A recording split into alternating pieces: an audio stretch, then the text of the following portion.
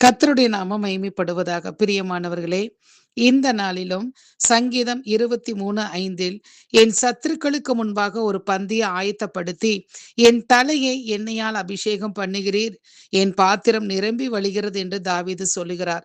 சங்கீதம் 23 தெரியாத கிறிஸ்தவர்களே இருக்க முடியாது.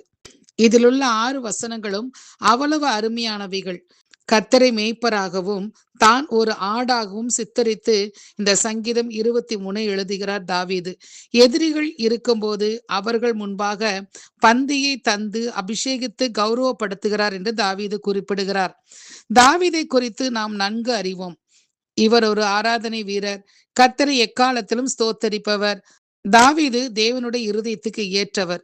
அவருக்காகவே தேவன் ஒரு பந்தியை ஆயத்தப்படுத்தி இருப்பதைத்தான் நாம் இந்த சங்கீதம் 23 நாம் பார்க்கிறோம். ஆம், இப்படிப்பட்ட தேவ பிள்ளைகளுக்காக தேவன் அநேக ஆசீர்வாதங்களை ஆயத்தப்படுத்தி வைத்திருக்கிறார்.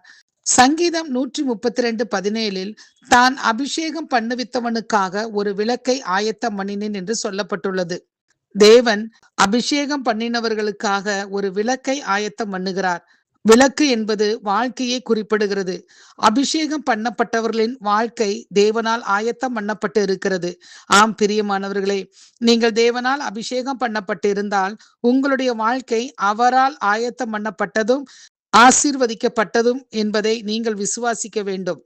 முதலாவதாக அவரை துதிப்பவர்களுக்கு சத்துருக்கள் மத்தியில் பந்தியை கௌரவத்தை கர்த்தர் ஆயத்தம் பண்ணுகிறார் என்று சொல்லி நாம் பார்த்தோம். இரண்டாவதாக தேவன் அபிஷேகம் பண்ணினவர்களுக்கு ஒரு விளக்கை ஆயத்தம் பண்ணுகிறார் என்று சொல்லி நாம் பார்க்கிறோம். மூன்றாவதாக 1 கொரிந்தியர் 2:9 தேவனிடத்தில் அன்பு கூறுகிறவர்களுக்கு ஆயத்தம் பண்ணினவைகளை கண் காணவும் இல்லை, காது கேட்கவும் இல்லை, அவைகள் மனுஷனுடைய இருதயத்தில் தோன்றவும் இல்லை என்று பவுல் கொரிந்து சபைக்கு எழுதுகிறார். அப்படியானால் நாமும் தேவனிடத்தில் அன்பு கூறுகிறபடியால் நமக்கான ஆசீர்வாதத்தை தேவன் முன்னமே ஆயத்தம் பண்ணி வைத்திருக்கிறார். இவையெல்லாம் மனுஷனுடைய இருதயத்தில் தோன்றவும் இல்லை என்று சொல்லப்பட்டிருக்கிற வார்த்தையின்படி நம்முடைய இருதயத்தில் தோன்றவே இல்லை. தேவன் நமக்காக ஆயத்தம் பண்ணி வைத்திருக்கிற ஆசீர்வாதத்தை நாம் நினைத்து பார்க்கும் பொழுது அவரை துதிக்காமல் இருக்க முடியாது. ஆம், இவையெல்லாம் தேவன் நமக்காக ஆயத்தம் பண்ணி வைத்திருக்கிறார்.